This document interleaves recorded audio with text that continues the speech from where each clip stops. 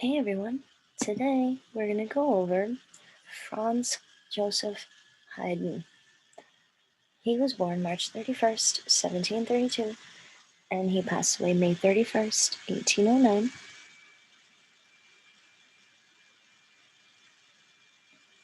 So, a little bit about the early life of him. He was born in Rohrau, Austria, and around the time he turned 6, his parents accepted a proposal from their relative Johann Matthias Frank, who was a schoolmaster and a choirmaster in Hainburg, that Haydn be his apprentice to train as a musician. He never lived with his parents again after that. He struggled with living without his parents. He was hungry often and embarrassed by dirty clothing he had to wear.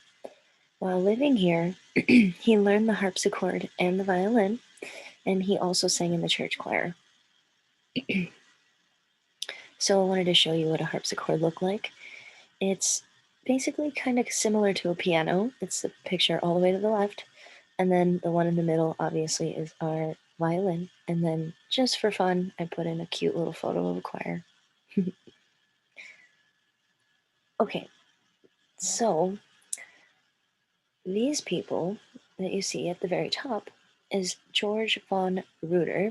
And then the one right below it is a painting of Haydn, a little bit older. So his singing impressed those who heard him, because in 1739 he was brought to the attention of the guy pictured to the right, George von Ruder, the director of music in St. Stephen's Cathedral in Vienna, who happened to be visiting in Hainburg and was looking for new choir boys. He passed his audition, and after several months of training, moved to Vienna, which was in 1740, where he worked for the next 9 years as a chorister. Haydn lived next to the cathedral, along with Ruder's family, and the other 4 choir boys, which after 1745 included his younger brother Michael. And the choir boys were taught Latin and other school subjects such as voice, violin, and keyboard. Ruder didn't teach Haydn in the areas of music theory and composition, who only taught him 2 lessons in his entire time as a chorister. Like Franck before him, Ruder did not always bother to make sure that Haydn was properly fed, and Haydn was motivated to sing well in hopes of gaining more invitations to perform before aristocratic audiences or richer audiences, where the singers were usually served refreshments, things to drink and eat. What we're going to listen to today is called the Surprise Symphony. So the symphony opens very softly with a gently rocking main theme that ends up building up. Haydn does this a lot with his music. The symphony's nickname comes from the famous second movement of this piece, which starts as a sweet and soft tune, and as the melody ends up spinning out, it gets quieter and quieter, almost to near silence. And then there's a sudden, really loud chord from the entire orchestra. You'll hear that as we listen here in just a moment. There are several theories as to why Haydn inserted that surprise. One account tells us that Haydn may have said, "This will make the ladies jump," try to scare people, kind of a prankster. He may also have been thinking of the elderly gentlemen he saw in his audiences who, lulled by their heavy dinners, and would typically doze off or fall asleep once the music had begun. On one occasion, Haydn admitted that he included the surprise not to startle the audience, but simply to make the piece memorable in the face of his competition. Whatever the reason, the surprise is just one of the delights of this movement, which features a series of variations on the main theme. So you'll hear it in a bunch of different ways. One would be stormy and dramatic, and the other would be sweetly played by the woodwinds, and then they'll have another version by the trumpets and the timpani, which is the drums and percussion.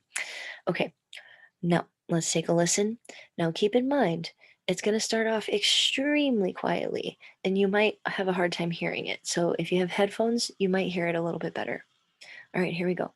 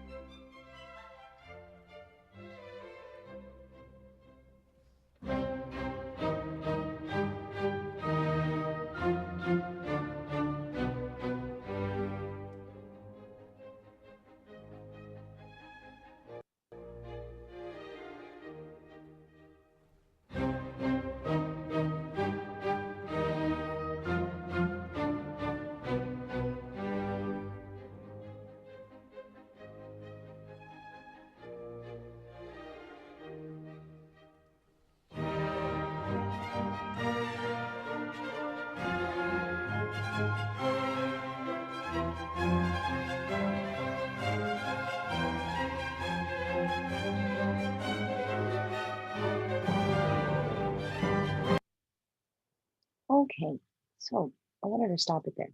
The actual piece is a little bit longer than that, and that's just one of the movements of the entire piece itself. So I hope you enjoyed listening to that, and I hope you didn't have too hard of a time hearing it in the beginning. Alrighty, thanks for listening. I'll see you next time.